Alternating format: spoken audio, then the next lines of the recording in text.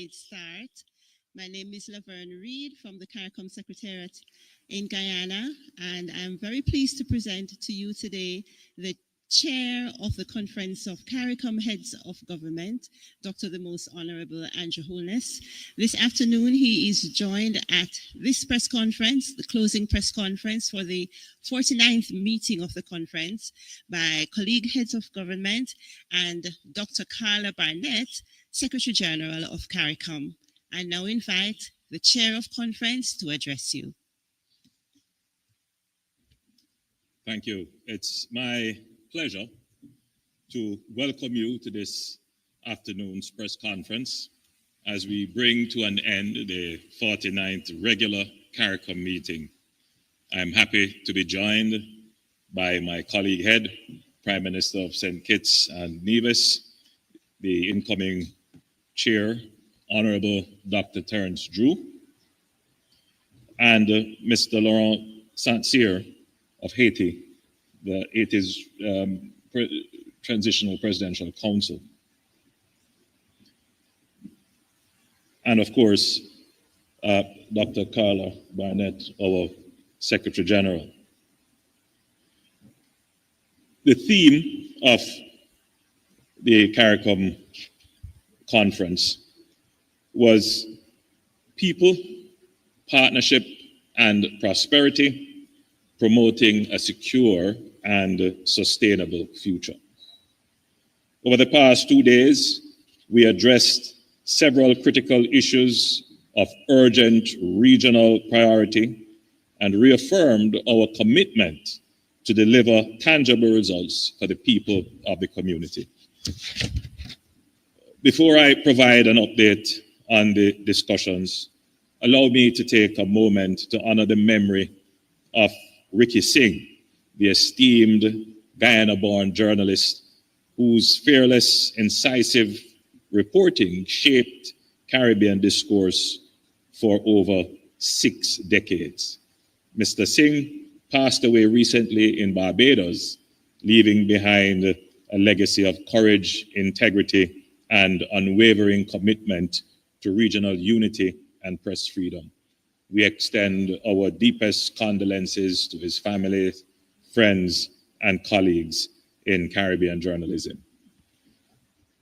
On the CARICOM single market and economy, we agreed that the pace and scope of implementation was just too slow, and we agreed that we will do everything in our power to speed up implementation.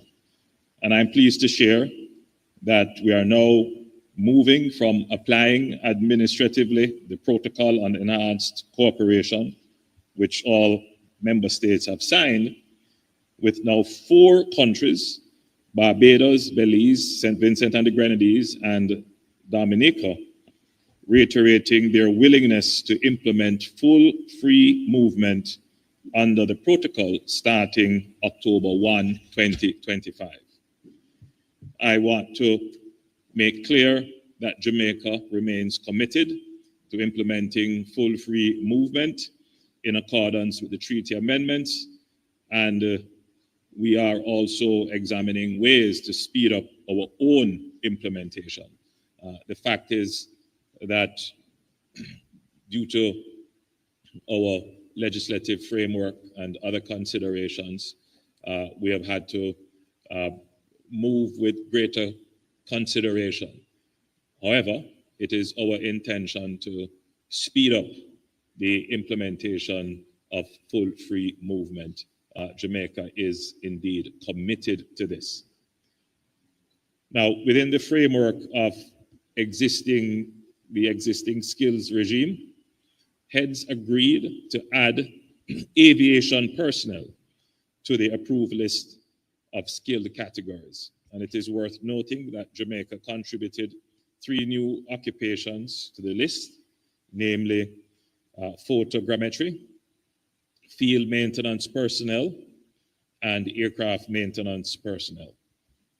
The External Trade Negotiations Committee, which I lead, continues to monitor the developments in the trade space as we seek to develop a collective strategic response to issues which affect us. We also discussed deepening and diversifying CARICOM's bilateral trade relations with several traditional and non-traditional partners. Now, as I shared during my opening remarks on Sunday, a secure CARICOM is a viable CARICOM, and as such, security remains high on the agenda for the duration of my chairmanship and beyond. We adopted the Montego Bay Declaration on Transnational Organized Crime and Gangs, underscoring our united stance against criminal networks. We welcomed, as one of our special guests, His Excellency Valdesi Urquiza, Secretary General of Interpol, and committed to strengthening cooperation and expanding access to its global resources. We also welcome the Secretary General of the OAS, His Excellency Albert Ramdin, and explored avenues for renewed cooperation with the OAS. On Haiti, we continue to be gravely concerned about the developments in that country. CARICOM has been very vocal in its call for international support and has been working with Haiti to ensure that its needs and concerns are being addressed. We had a very detailed discussion with Mr.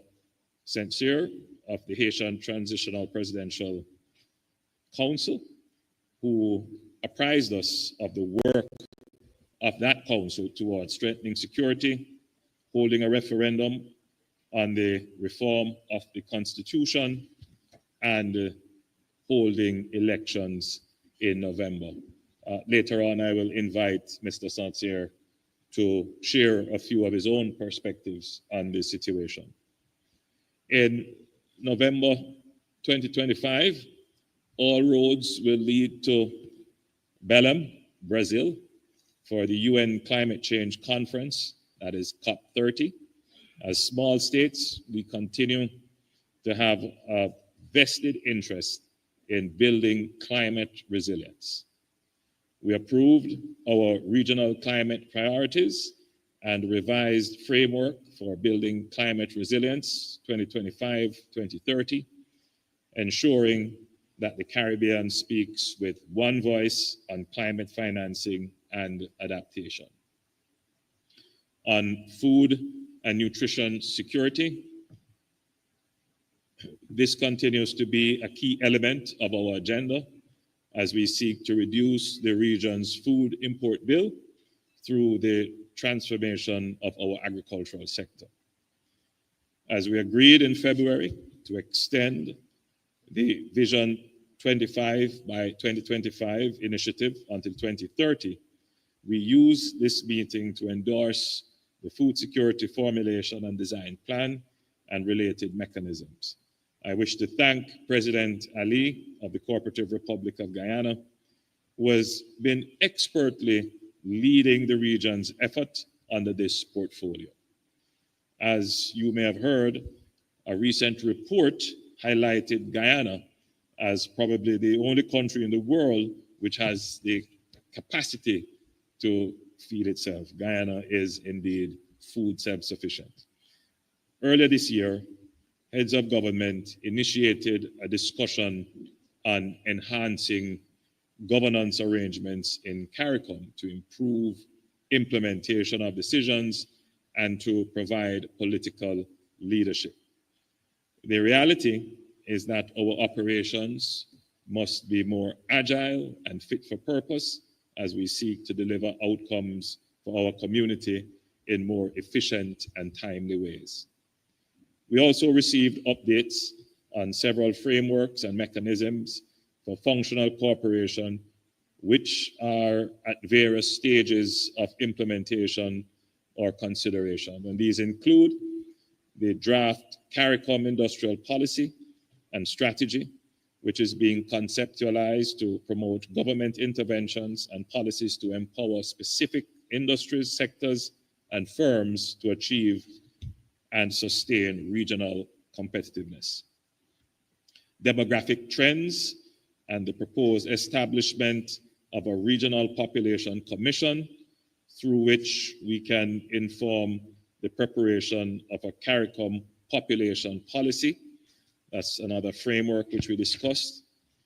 We also discussed a report from our CARICOM youth ambassadors regarding the most pressing needs of regional youth. We welcome their vision and their role in regional development and look forward to an improved institutional framework for their involvement. The proposed CARICOM Education Transformation Commission was also discussed, and this is devised to drive a unified, equity-based education reform agenda across the region. In particular, we discussed how it can be operationalized in a manner that ensures its sustainability and does not compound the requirements of member states. Of course, we also discussed arrangements for the staging of the 15th CARIFESTA in Barbados next month. Prime Minister Motley spoke on these arrangements, and she has asked me to extend invitation to everyone who attended the conference, and of course to all Jamaicans, to support Barbados in their hosting of CARIFESTA. Now, while the European Union has recommended to the European Parliament via its delegated regulation of June 2025 that Jamaica and Barbados be delisted, this has not fully materialized, as different groups in the Parliament, for reasons unrelated to the domestic situation in Barbados and Jamaica, have issued motions that will block positive action in this regard. We urge a reconsideration of this posture. Now, we also had exchanges on legislation for online safety and protection of young people from online abuse, cyberbullying, and exploitation. In recognition of the importance of this issue, we have mandated the Legal Affairs Committee to look at a proposal for a model law for the digital safety of Caribbean people, following the consultations and discussions that were held. On the issue of regional transportation, we also agreed to establish a small committee led by the Prime Ministers of St. Vincent and the Grenadines and the Republic of Barbados, as well as the President of the Cooperative Republic of Guyana, to review presentations on ferries and report back to heads. We also discussed the issue of reparations, and I'm pleased to report that there was broad support for Jamaica moving forward with a petition to King Charles III in his capacity as Jamaica's head of state to seek a formal ruling from the Privy Council on whether the Atlantic enslavement of Africans was lawful under common law and whether local laws supporting it were invalid, and whether or not slavery as practiced in Jamaica up to 1838 constituted a crime against humanity under international law, and whether, if so, the United Kingdom bears a legal obligation to provide reparations to Jamaica and its people for the enduring harm caused. Through the use of this legal route to challenge the historical legality of slavery and assert claims for reparations, this petition will mark a watershed moment for CARICOM and the broader global movement for reparatory justice. Ladies and gentlemen, the next 6 months of Jamaica's chairmanship will be very active, with several opportunities for us to amplify on the world stage the issues we have discussed and agreed upon in Montego Bay. Indeed, we look forward to engaging our partners at the second CARICOM Africa Summit to be held in Ethiopia this September, and at the 80th session of the United Nations General Assembly, also being held in September, and at COP30 to be held in Brazil in November, and the Summit of the Americas to be held in the Dominican Republic in December. To my colleague heads of government, delegations from the member states and associate members of CARICOM, the CARICOM Secretariat and the community organizations, our special guests, and our many international partners and friends, I express my sincere appreciation for your contributions to the success of this meeting. I am inspired by what we have accomplished and confident of what we will continue to achieve together.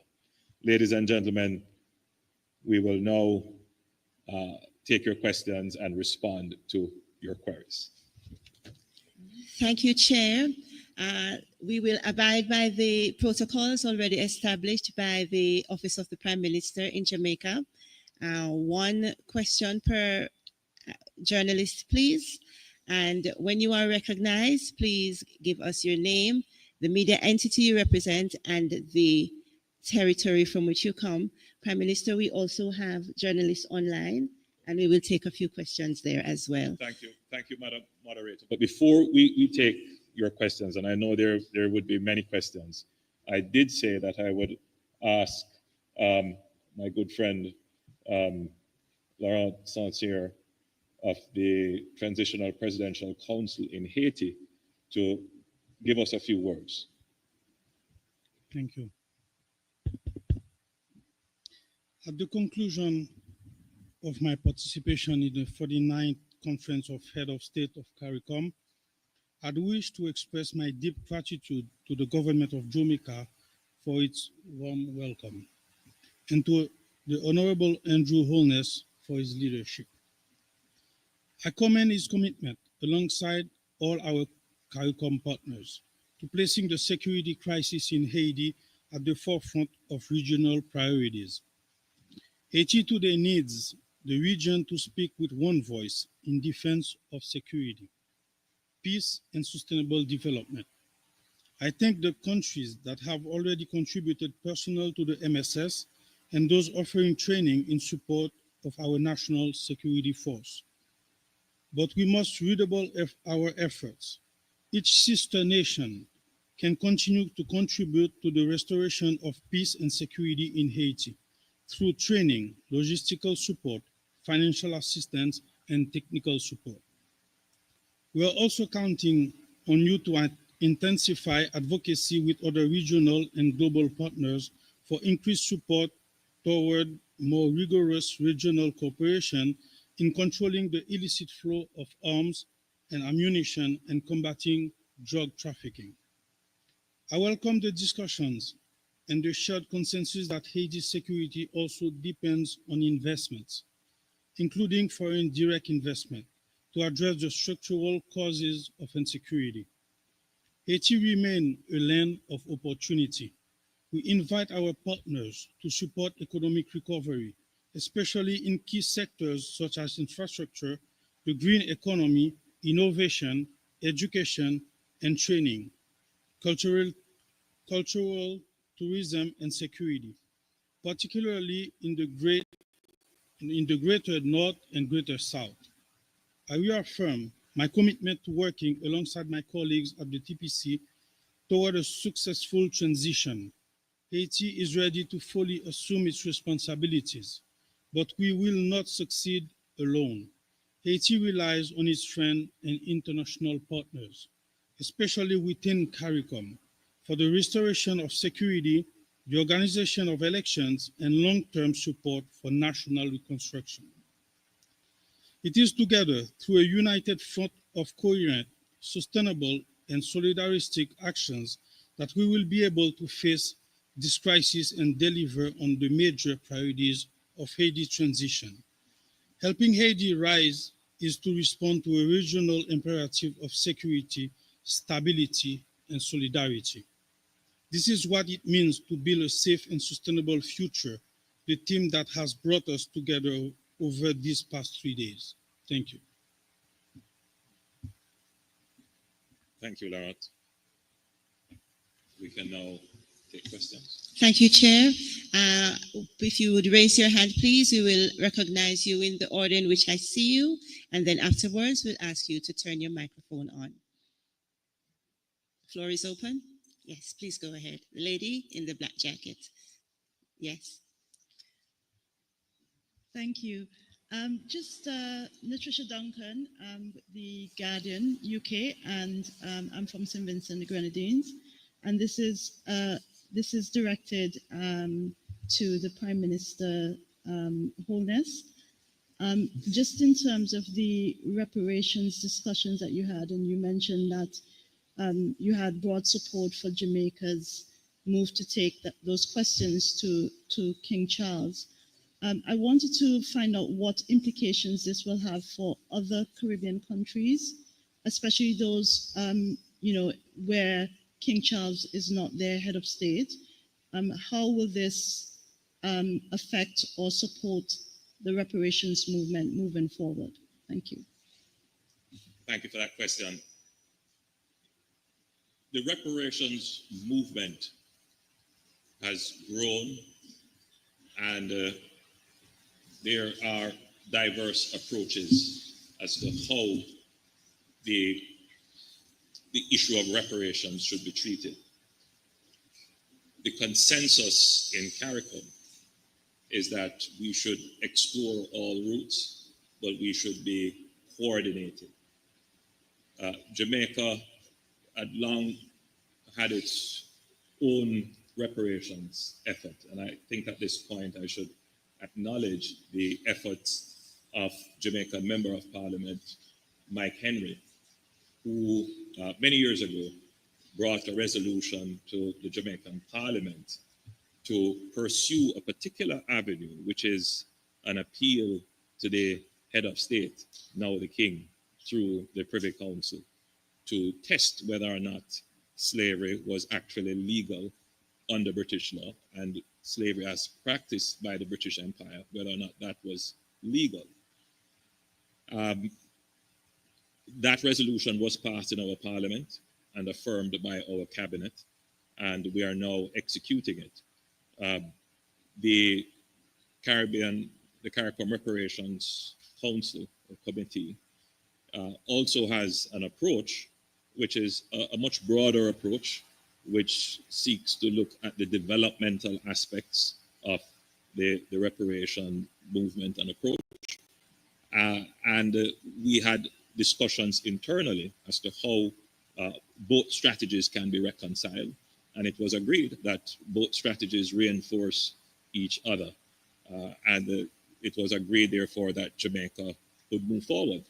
Now, exploring it, we don't know what the outcome will be, but what the outcome is advances the cause of reparation. If the answer is yes, it was illegal, then clearly everybody benefits. If the answer is no, then we understand what the position of the former colonial power is, and we know how to strategize around that. So it's a win-win for everyone.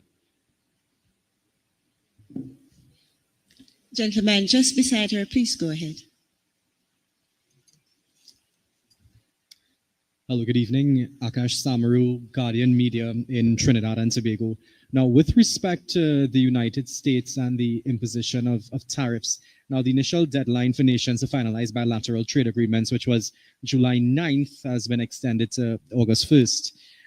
When President Trump first announced tariffs in April, most CARICOM countries were at 10%. Now, from CARICOM's perspective, was that issue discussed, and what's the plan here on the issue as it evolves?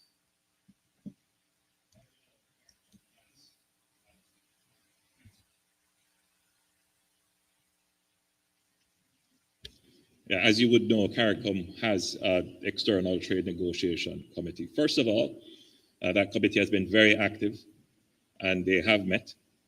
Ambassador McCook leads the direct administrative interface, but they have also mobilized various working groups which include the CARICOM private sector organization, which we received a very extensive report this morning at the private sector engagement. And we've also solicited support from other entities. Now, our position is that we should seek to defend the historical trade relations that we have had with the United States, particularly under the CBI. We cannot give up on differential and preferential treatment for small island developing states. The truth is that trade also has a development element to it. Now, this is not wishful thinking, but we do recognize that we are existing in a changing environment. But we must negotiate strongly from our position. And that is, there is the development aspect, and we should continue to press home that trade should take into consideration the historical development issues of the region. Nevertheless, we have engaged with the U.S. Trade Representative on this matter, and they have essentially said that after the 9th, then they will re-engage with us for further negotiations. So we are preparing for very strong negotiations for our position. Thank you, Mr. Chairman. Recognizing the gentleman on this side. Please go ahead. Good evening. This question is to Dr. Holness. And there was supposed to be discussions yesterday on climate change and financing. Is there any update, Prime Minister? I'm climate sorry, change and financing.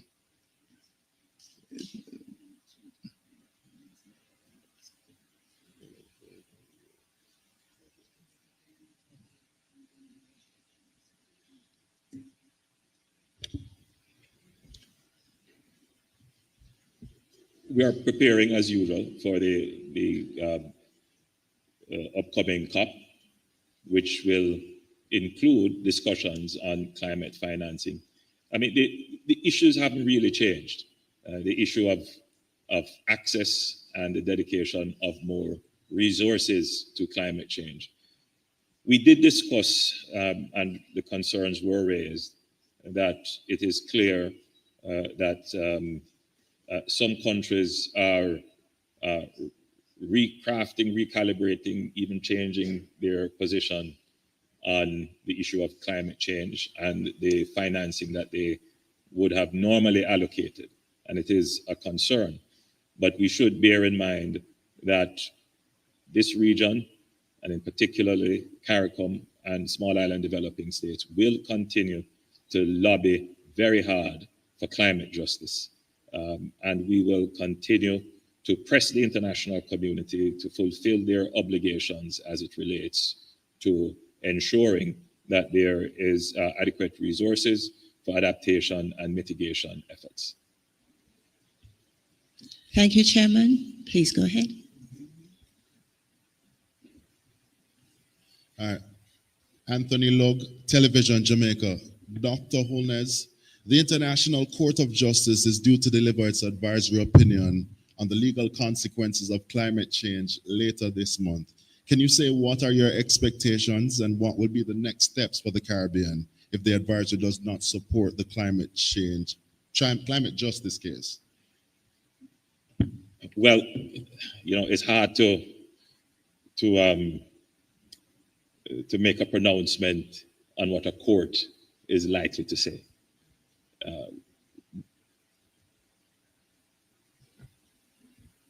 But without prejudice to that, I would be surprised if the pronouncement were not that there is an impact on, in particular, lesser developed countries from climate change, and in particular, small island developing states, and that there should be special provisions in financing made to ensure that there is climate justice in this regard.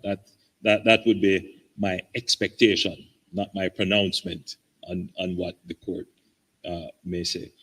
May I take this opportunity to invite the incoming chair, Dr. Terence Drew, Prime Minister of St. Kitts, if you would like to comment on this matter. Thank you very much, Chairman. With respect to the issue of climate change, the Caribbean has been on the forefront of really advocacy and pushing for justice. We have not relented in our efforts to ensure that we see some level of justice. And just to give you some background as to why we are continue to fight for this matter as a matter of justice and not a matter of sympathy or any other discussion around it. We suffer significantly as a result of climate change. This is the hurricane season. And right now it is like Russian roulette. We don't know who will be hit.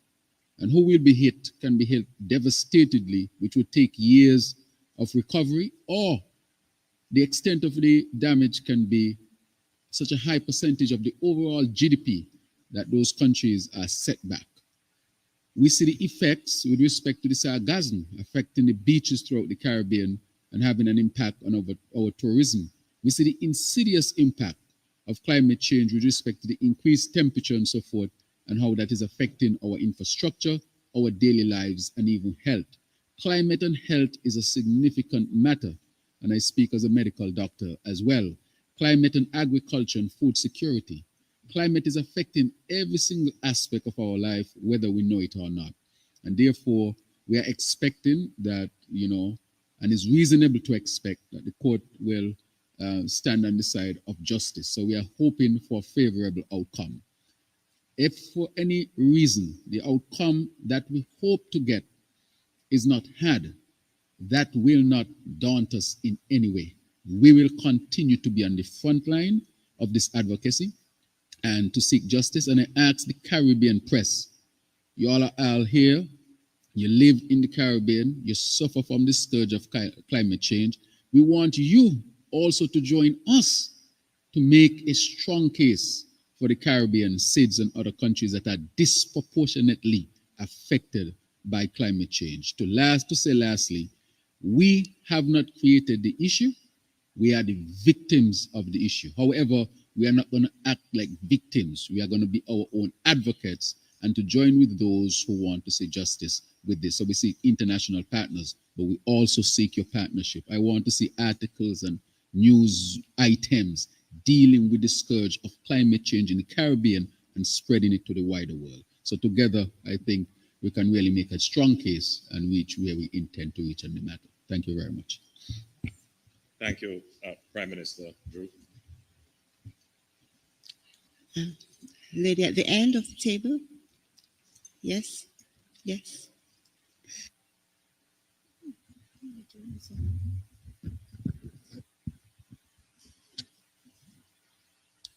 My question is to the chairman.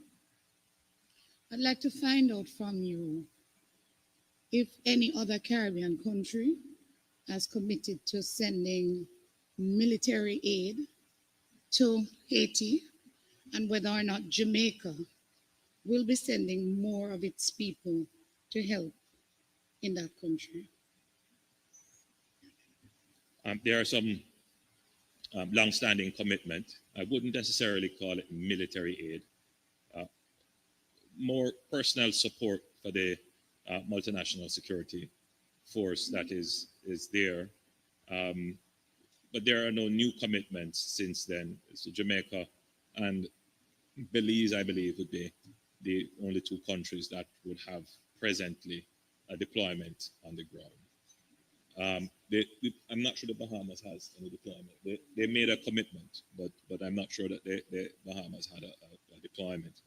But they do help with maritime security in the area.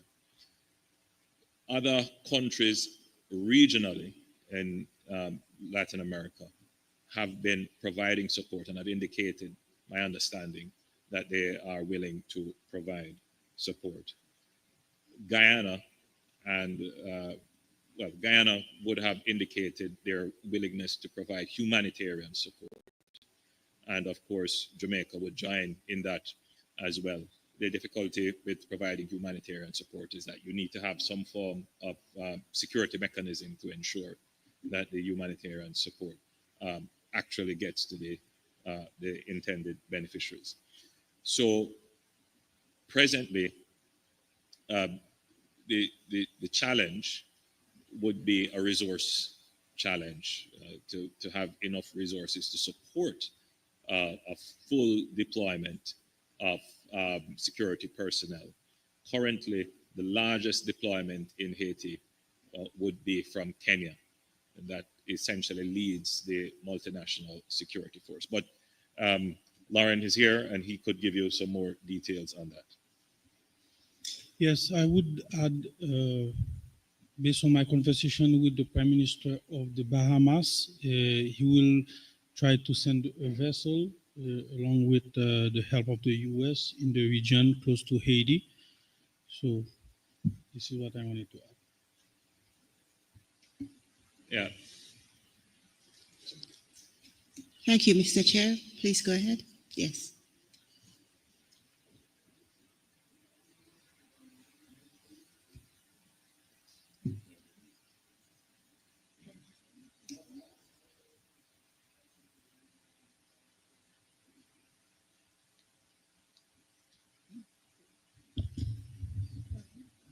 Thanks. Okay.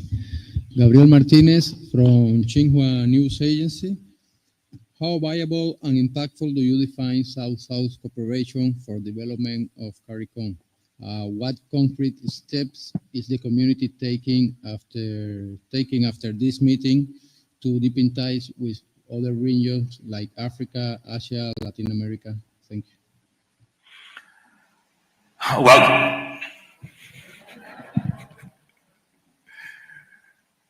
Well, to follow on from the question about what are we going to do about the new America First trade policy, which is being implemented, and the 10% base tariff that we now face. We've long, as a region, we've long been talking about strengthening trade cooperation, South-South, with Africa, with Central and South America. And even within CARICOM, because even within CARICOM, the trade is probably less than 15% internal relative to total trade. So the question is, what are you going to do with this new base tariff that's implemented? Well, one of the things we have to do is to diversify our trade. And no, it's not just a matter of talk, it is an urgent matter. So we have been engaged with the Afri-Exim Bank, and that has gone very well. They have established an office in Barbados, and Jamaica just today signed the instruments of partnership. And so we will be looking to utilize the trade facilitation and finance facilitation that comes with this partnership to increase trade, not just in goods, but trade in services as well, and in particular the creative industries, which we do have a comparative and competitive advantage in. Internally within CARICOM, there are still some non-tariff barriers and other measures that form an obstacle to trade. And we have put together a committee headed by the foreign ministers and ministers of trade of Jamaica and Barbados to seriously examine how we can reduce, if not totally remove, these non-tariff barriers, and to standardize procedures across the board to facilitate greater trade intra-regionally. The region has incredible resources, but there needs to be greater economic coordination through the CSME, but directly through our private sector. Guyana, for example, Guyana, Trinidad, and Suriname have incredible resources in energy. They have discovered oil. Jamaica has a very strong financial architecture, strong financial markets. Other areas are strong in agriculture and services. So there is a strong intra-regional basis for trade. There has to be some public infrastructure to support that as well. For example, the critical one is transportation. We have made some progress in air transportation, and from my remarks earlier, I mentioned that we have now, we're well down the road in developing a plan for a ferry service regionally, which is likely to start in the Eastern Caribbean. But that would also have some cargo capabilities, and the plan is to expand that regionally. So I would say that for the first time, the region is really taking very seriously the diversification of its of the CSME and the common economy, and putting in place the infrastructure to support intra-regional trade and to support South-South trade. Mr. Chairman, I know Jamaica has another event planned. We will take one more question from the room, and then we will wrap up for this afternoon.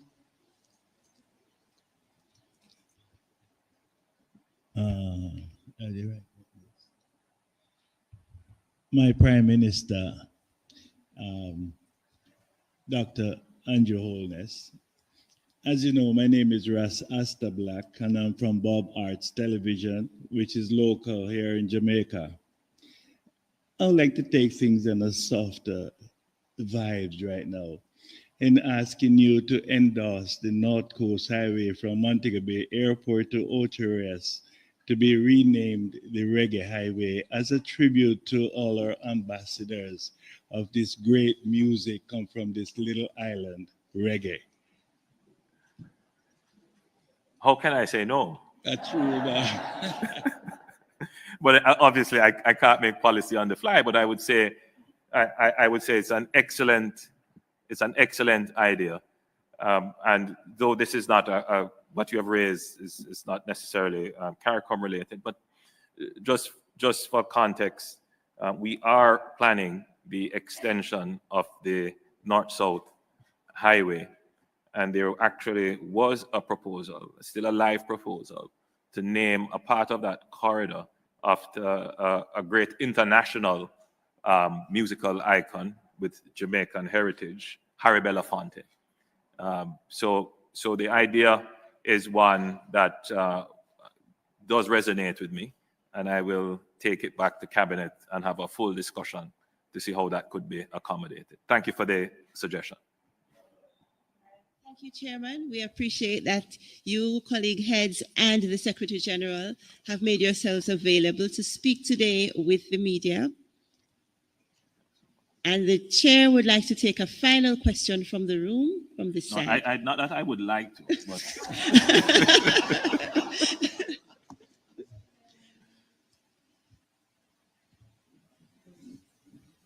Good evening, everyone. I'm Shauna Fongi.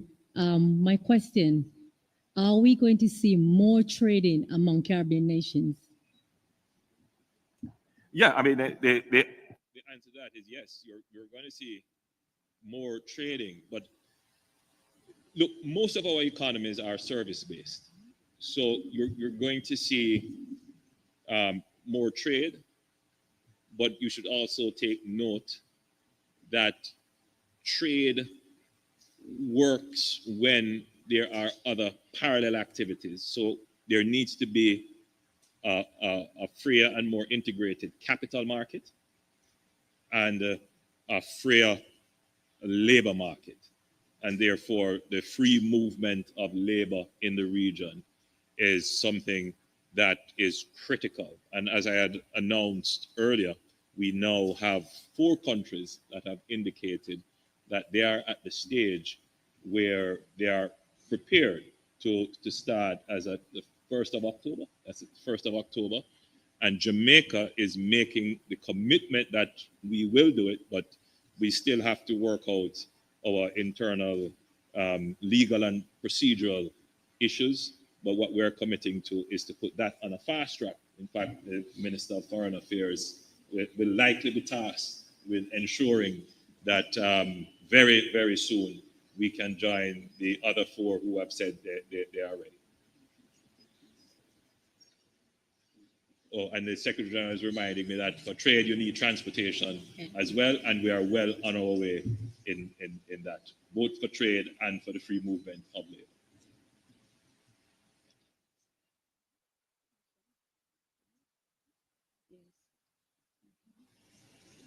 Prime Minister Drew wanted to come in, and then we take the final question.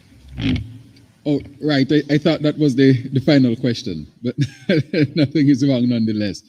But with respect to a couple of things on the matter of Haiti, the other countries, I think all countries are on board to help out from the humanitarian standpoint. As you know, we don't have large armies, and those of us who have a sort of army is really a defense force with limited resources. And so that might not be where the Caribbean is strongest, but the Caribbean, of course, what it's doing now through the CARICOM, and of course, humanitarian-wise, we're always ready to support, and Haiti knows that it has our support. With respect to the trade, I think that it is critically important, especially with the South-South that you spoke about, and we're connecting to Africa. I myself I have been to Africa twice this year already, to Nigeria, and as you know, the president for Nigeria visited the Eastern Caribbean, specifically St. Lucia, just a few weeks ago. I had Air Peace landed in St. Kitts, which was one of the largest planes ever landed in St. Kitts and Nevis, that came directly from Abuja to St. Kitts and Nevis. And so we are very, very serious when we say we want to increase trade South-South, and especially between the Caribbean and Africa. And as the chairman mentioned, we'll be going to Addis Ababa in Ethiopia just now in September. And through that mechanism, we hope to strengthen ties and to increase South-South trade. The world is shifting, things are shifting, and we must shift. We can't complain. Other countries make decisions in their interests. We must make decisions in our interests and not be totally upset with other countries. So our matter is, how can we do for ourselves so that the Caribbean and CARICOM can continue to thrive? And to say, lastly, I mean, the Prime Minister, Andrew Holness, would wrap up, is that say I will be the chair, the incoming chair, and my chairmanship will last from the 1st of January for 6 months in 2026. And we intend to have our conference there, our heads of government, the 25th of February to the 27th of February. And so I want to invite you, of course, to that as well, and to let you know that the present chair, Prime Minister Holness, can count on my support as the incoming chair, because his success as chair of CARICOM is all of our success, and we continue to build a stronger and stronger Caribbean community. Thank you very much for your indulgence. That's it, Prime Minister. Good evening, Most Honorable Dr. Holness. My name is Michael Brown, and I serve as the Deputy Head of Mission of the Black Diplomats Academy based in Canada. You mentioned that the youth ambassadors came up with a CARICOM Education Transformation Commission. Can you please expound on what that infrastructure would look like, and what the timeline for such a rollout would be, and what partnerships would be most relevant to help with the implementation? Well, thank you for that question. Two separate things. The Education Transformation, Task Force Commission. I don't believe that was by the youth ambassadors, but they would have given their views relative to education. I'm going to allow the Secretary General to give you some more details on that. Thank you very much, Mr. Chairman. The CARICOM Educational Transformation Commission is a separate effort, and it is designed to do review and recommendations on how education can be transformed, delivered, received differently for young people, and constant learning throughout life. To develop the capabilities within our society that we need to treat with the issues that we're dealing with, and to overcome some of those that we would have adopted from the education systems, which for the most part were developed during the colonial era. So that is one issue. The other issue of the young people is separately situated. The community and Chairman Holness has made an absolute priority of it. We value the input of young people. We are encouraging it. Our CARICOM Ambassadors Program, the Young Ambassadors Program, is critical, but we want to develop their involvement in policy making, in influencing what we do by involving them more systematically in the process, rather than limit their participation only to a single exchange with heads on the occasion of this kind of meeting. So there's a proposal to develop a more ongoing conversation with young people that they have come up with, and we're in the process of working out how we implement expanding youth involvement in decision making in the community. Thank you. Chairman, I'm sorry, please go ahead. In summary, you know, I'm often asked when I return from CARICOM trips abroad, and I'm certain that when I go back to Kingston, somebody's going to ask, so how did this benefit Jamaica? Which I'm sure when Prime Minister Drew returns to St. Kitts, he's going to be asked, so were you in Montego Bay having ackee and sawfish meal and on the beach, or were you working in our interest? And sometimes it's very difficult for the public to relate with this exercise of bringing regional heads together, because it all looks so officious and so way above everybody's grasp and understanding of the issues, because the issues can oftentimes seem so remote. And so it doesn't seem as if it deals with the bread and butter issues. But take, for example, the bread and butter issue of being able to conduct banking transactions with ease and convenience. For the average person, the overbearing regulations are a great frustration. And they could easily conclude it is just the inefficiency of government, why we have to fill out so many documents and provide so many forms of identification and answer so many questions to transfer $100. Not understanding that there is a global architecture for anti-money laundering and other requirements imposed on states by various global entities. And it affects not just Jamaica, it affects an entire region. This is a problem that is right across the region. And therefore, governments have to come together regionally to interface with these global bodies and lobby on your behalf so that the regulation requirements can be much more efficient and simpler for the average person to be able to interface with the financial system.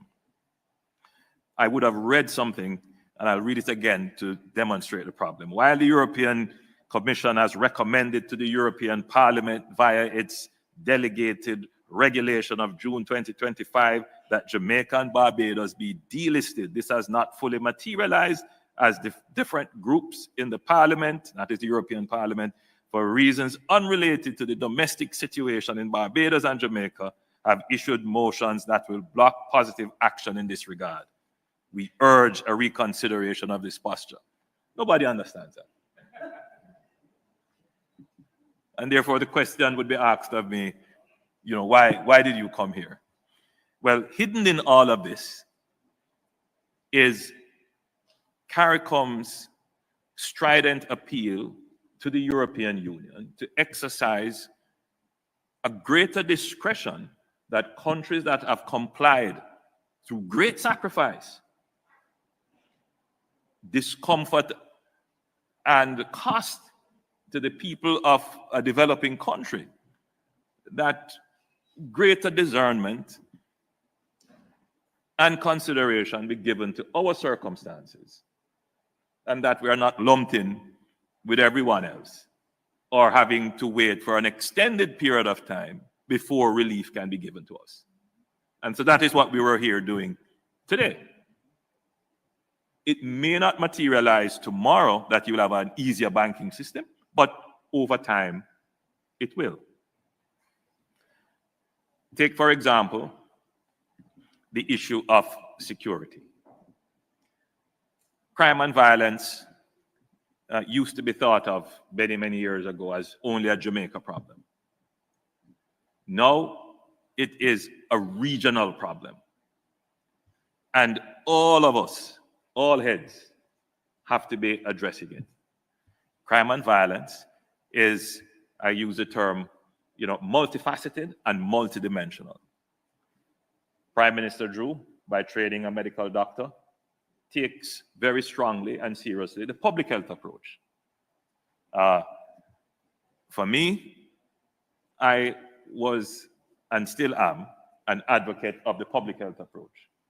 But having had to deal with the problem for the last almost 10 years, I have come to the conclusion, by virtue of the evidence that I see every day, that a large part of crime and violence is organized.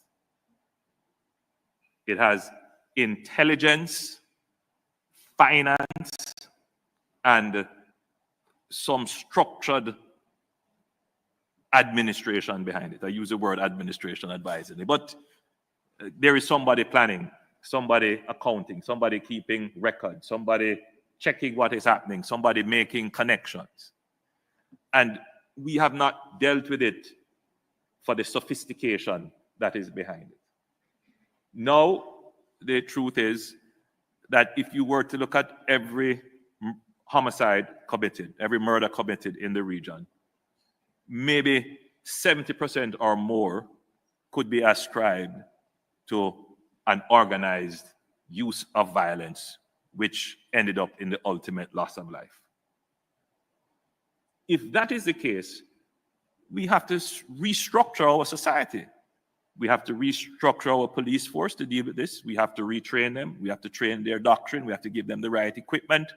We have to give them the intelligence capability. We have to look at our legislative framework. We have to look at the judicial prudence that is employed to deal with this, because that's the nature of the problem. We have to also consider it an emergency, because if it is left unattended, then you see the ultimate result of that, which is a state being threatened to be overtaken by gangs, which is Haiti. And that is what we're here discussing, which is why one of our special guests was the Secretary General of Interpol. Interpol is the premier global policing organization. They have incredible resources.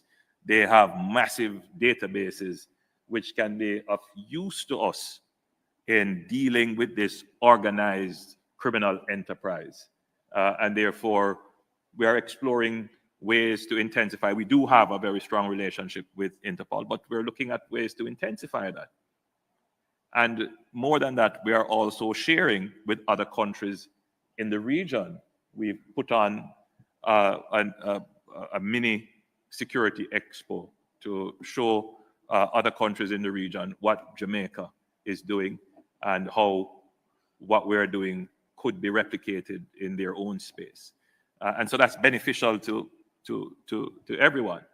And there are multiple other activities here which will redound to the benefit of the average person, whether it is to increase your ease of travel, your financial access, reduction in the cost of living, increase in job opportunities, increase in healthcare, dealing with issues of climate change. All of these impact the average person. So in closing, these meetings are absolutely important for the local electorate, and I wish to assure that others listening regionally that your issues in your country were ably addressed by your representatives who attended this meeting. And again, I thank all the heads who attended, all the delegations. It was a successful meeting, and even contentious matters, which at the start appeared intractable, at the end, you saw my selfie with everybody smiling. God bless you all, and thank you. Thank you, ladies and gentlemen. Good evening.